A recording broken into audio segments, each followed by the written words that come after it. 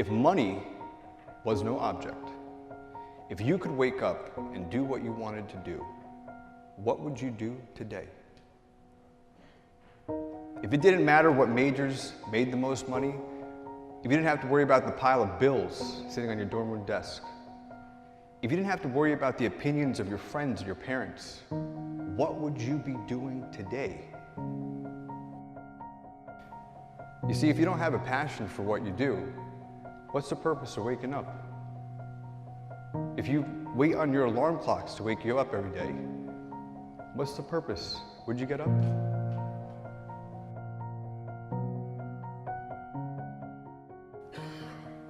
Every day should have a purpose, and you should fuel it with your passion. A lot of you are probably facing a similar decision. Where do you go from here? Graduate college? What's the next step, right? I'm sure you have certain opportunities, most opportunities that a lot of people don't have. But what direction do you go in? The choices you make today, tomorrow, they might affect you for the next year, 5 years, 10 years, or for the rest of your life. There's one exception to this rule. You have to love what you do. You have to have a passion for anything that is a 9 or above. Because the time that's required to make that effectively and efficiently, to make the amount of revenue that's going to keep you content, may be the next 10, 15, 20, 30 years of your life. So if you're not willing to give 30 years to become a doctor, then don't do it. Because if you don't have a passion for it, you're going to wake up one day and find out that you're just working a job. It does not matter where you come from. I have seen people come out of the desert, walk across the desert, being born in the most dire of circumstances. Doesn't matter what your mama did, whether she did or had a PhD or no D. What matters is now, this moment, and your willingness to see this moment for what it is, accept it, forgive the past, take responsibility, and move forward. And if you're sitting around waiting on somebody to save you, to fix you, to even help you, you are wasting your time, because only you have the power to take responsibility to move your life forward. And the sooner you get that, the sooner your life gets into gear. Then you'll really be living a limitless life. You'll be able to do the things that are important.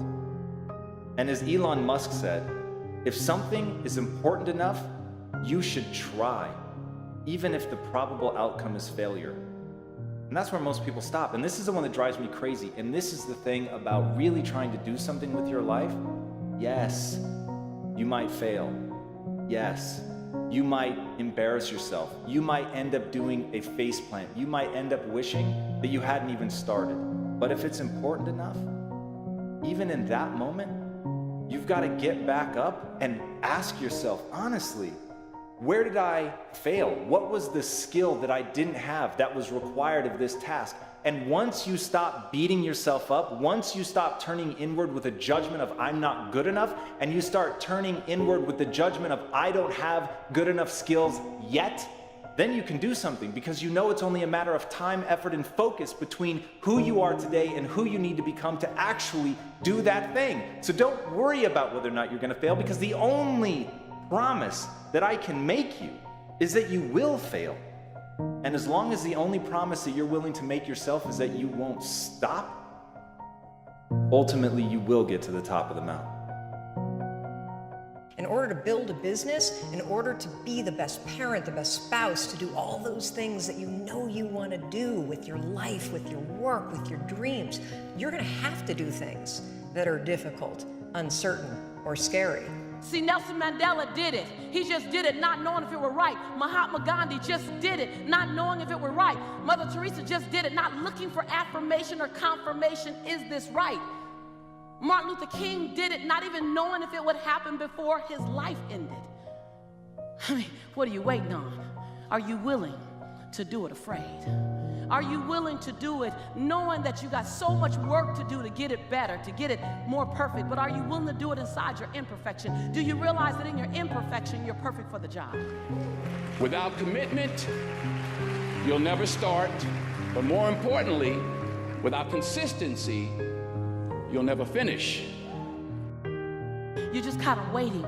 You're waiting to get everything in order.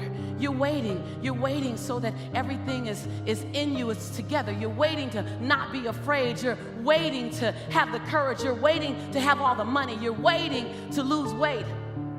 How about you not wait to get it right? You figure out how does it look doing it wrong.